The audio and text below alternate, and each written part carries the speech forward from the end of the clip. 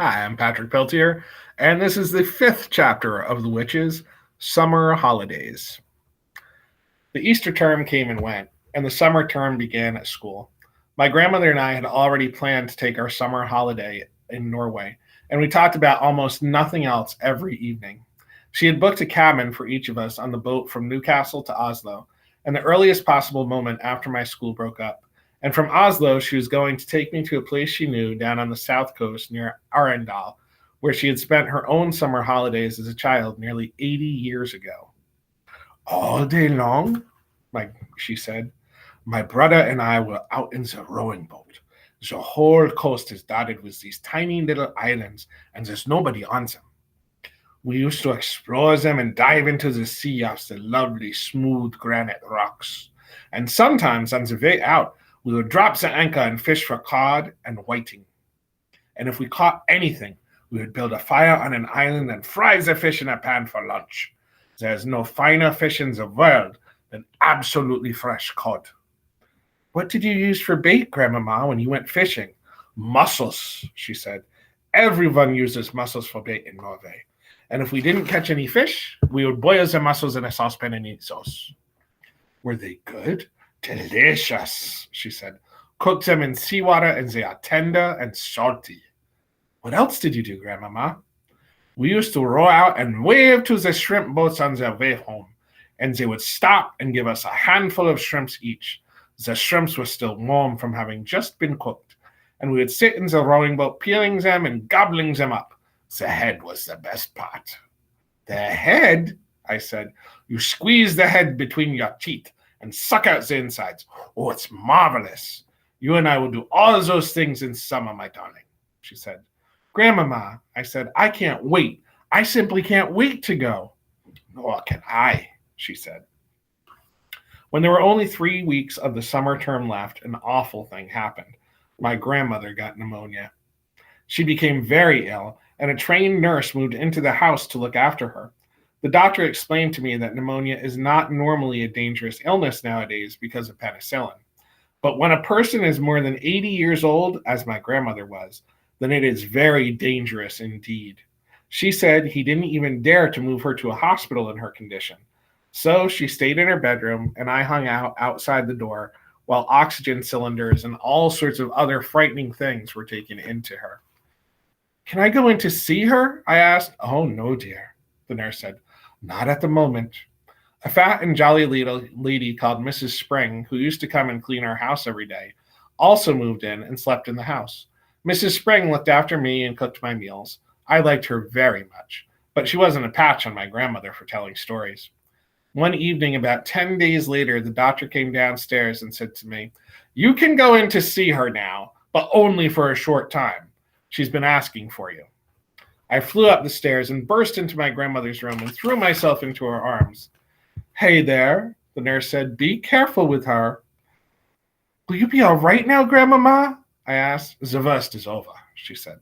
I'll soon be up again. Will she? I said to the nurse. Oh, yes, the nurse answered, smiling. She told us she simply had to get better because she had to look after you. I gave her another hug. They won't let me have a cigar, she said, but you wait till they're gone. She's a tough old bird, the nurse said. We'll have her up in another week. The nurse was right. Within a week, my grandmother was thumping around the house with her gold-topped cane and interfering with Mrs. Spring's cooking. I thank you for your help, Mrs. Spring, she said, but you can go home now.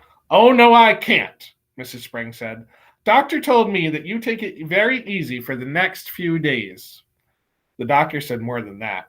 He dropped a bombshell on my grandmother and me by telling us that on no account were we to risk the journey to Norway this summer. Rubbish, my grandmother cried. I promised him we'll go. It's too far, the doctor said. It would be very dangerous, but I'll tell you what you can do. You can take your grandson on a nice hotel trip to the south coast of England instead. The sea air is just what you need. Oh, no, I said. Do you want your grandmother to die? The doctor asked me. Never, I said. Then don't let her go on a long journey this summer. She's not strong enough. And stop her smoking those vile black cigars. In the end, the doctor had his way about the holiday, but not about the cigars. Rooms were booked for us at a place called the Hotel Magnificent in the famous seaside town of Bournemouth. Bournemouth, my grandmother told me, was full of old people like herself. They retired there by the thousand because the air was so bracing and healthy it kept them, so they believed, alive for a few extra years. Does it? I asked. Of course not, she said. It's tummy rot. But just for once, I think we've got to obey the doctor. Soon after that, my grandmother and I took a train to Bournemouth and settled into the Hotel Magnificent. It was an enormous white building on the seafront, and it looked to me like a pretty boring place to spend a summer holiday. I had my own separate bedroom, but there was a door connecting my room with my grandmother's room so that we could visit each other without going into the corridor. Just before we got to Bournemouth, my grandmother had given me, as a consolation, a present of 2 white mice in a little cage, and of course I took them with me. They were terrific fun, those mice. I called them William and Mary, and in the hotel I set out right away teaching them to do tricks. The first trick I taught them was to creep up the sleeve of my jacket and come out by my neck. Then I taught them to climb up the back of my neck onto the top of my head. I did this by putting cake crumbs in my hair. On the very first morning after our arrival, the chambermaid was making my bed when one of my mice poked its head out from under the sheets. The maid let out a shriek that brought a dozen people running to see who was being murdered. I was reported to the manager. There followed an unpleasant scene in the manager's office with the manager, my grandmother, and me. The manager, whose name was Mr. Stringer, was a bristly man in a black tailcoat. I cannot permit mice in my hotel, madam, he said to my grandmother. How dare you say that when your rotten hotel is full of rats anyway? My grandmother cried. Rats? Cried Mr. Stringer, going mauve in the face. There are no rats in this hotel, madam. I saw one this very morning, my grandmother said. It was running down the corridor into the kitchen. That's not true, cried Mr. Stringer. You had better get the rat catcher here at once, my grandmother said, before I report you to the public health authorities. I expect there's rats scuttling all over the kitchen floor and stealing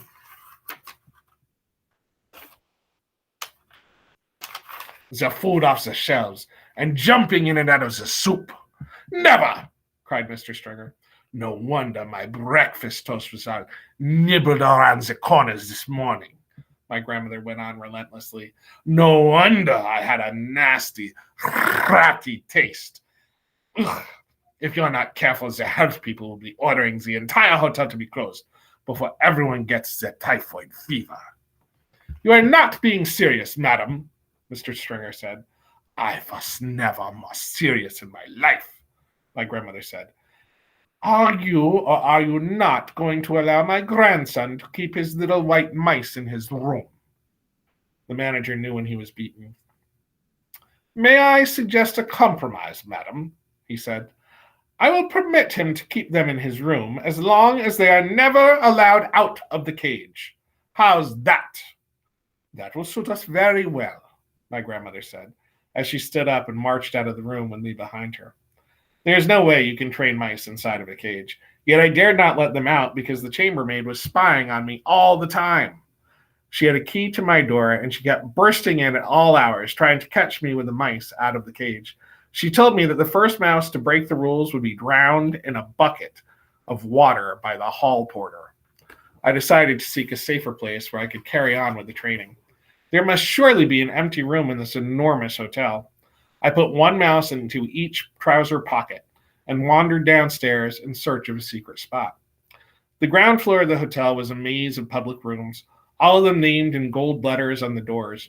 I wandered through the lounge and the reading room and the drawing room, the card room, all those rooms, the smoking room. None of them was empty. I went down a long, wide corridor, and at the end of it, I came to the ballroom. There were double doors leading into it, and in front of the doors, there was a large notice board on a stand. The notice on the board said, RSPCC meeting, strictly private. This room is reserved for the annual meeting of the Royal Society for the Prevention of Cruelty to Children. The double doors into the room were open. I peeped in. It was a colossal room. There were rows and rows of chairs, all facing a platform. The chairs were painted gold and they had little red cushions on the seat, but there was not a soul in sight. I sidled cautiously into the room. What a lovely, secret, silent place it was. The meeting of the Royal Society for the Prevention of Cruelty to Children must have taken place earlier in the day, and now they had all gone home. Even if they hadn't, even if they did suddenly come pouring in, they would be wonderful, kind people who would look with favor upon a young mouse trainer going about his business. At the back of the room, there was a large folding screen with Chinese dragons painted on it. I decided, just to be on the safe side, to go behind this screen and do my training there. I wasn't a bit frightened of the prevention of cruelty to children people, but there was always a chance that Mr. Stringer, the manager, might pop his head round the door. And if he did, and he saw my mice, the poor things would be in the hall porter's bucket of water before I could shout stop. I tiptoed to the back of the room and settled myself on the thick green carpet behind the big screen. What a splendid place this was. Ideal for mouse training. I took William and Mary out of my trouser pockets. They sat beside me on the carpet, quiet and well-behaved. The trick I was going to teach them today was tightrope walking. It is not at all difficult to train an intelligent mouse to be an expert tightrope walker, provided you know exactly how to go about doing it. First, you must have a piece of string. I had that. Then you must have some good cake. A fine currant cake is the favorite food of white mice. They are dotty about it. I had brought with me a rock cake, which I had pocketed while having tea with my grandmama the day before. Now, here's what you do. You stretch the string tight between your two hands, but you start by keeping it very short, only about 3 inches. You put the mouse on your right hand and a little piece of cake on your left hand. The mouse is therefore only 3 inches away from the cake. He can see it and he can smell it. His whiskers twitch with excitement. He can almost reach the cake by leaning forward, but not quite. He only has to take 2 little steps along the string to reach this tasty morsel. He ventures forward, one paw on the string, then the other. If the mouse has a good sense of balance, and most of them have, he will get across easily. I started with William. He walked the string without a moment's hesitation. I let him have a quick nibble of the cake just to whet his appetite. Then I put him back in my right hand. This time I lengthened the string. I made it about 6 inches long.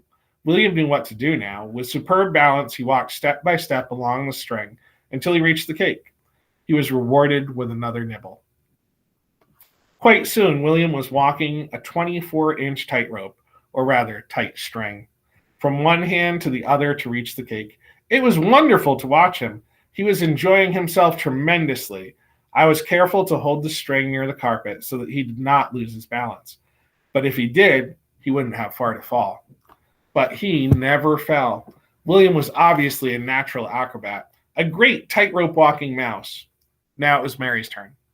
I put William on the carpet beside me and rewarded him with some extra crumbs and a currant.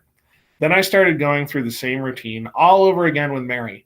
My blinding ambition, you see, my dream of dreams, was to become one day the owner of a white mouse circus.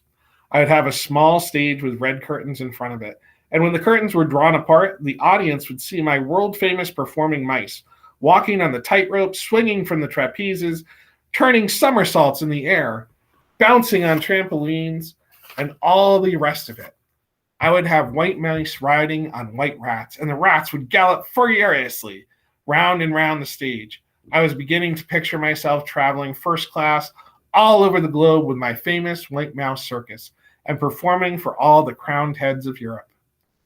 I was about halfway through Mary's training when suddenly I heard voices outside the ballroom. The sound grew louder. It swelled into a great babble of speech from many throats. I recognized the voice of the awful hotel manager, Mr. Stringer. Help, I thought, but thank heavens for the huge screen. I crouched behind it and peered through the crack between 2 of the folding sections. I could see the entire length and width of the ballroom without anyone seeing me. Well, ladies, I'm sure you'll be quite comfortable in here, Mr. Stringer's voice was saying. Then in through the double doors he marched, black tailcoat and all, spreading his arms wide as he ushered in a great flock of ladies. If there's anything else we can do for you, do not hesitate to let me know, he went on. Tea will be served for all of you on the Sunshine Terrace after you have concluded your meeting." With that, he bowed and scraped himself out of the room as a vast herd of ladies from the Royal Society for the Prevention of Cruelty to Children came streaming in. They wore pretty clothes, and all of them had hats on their heads.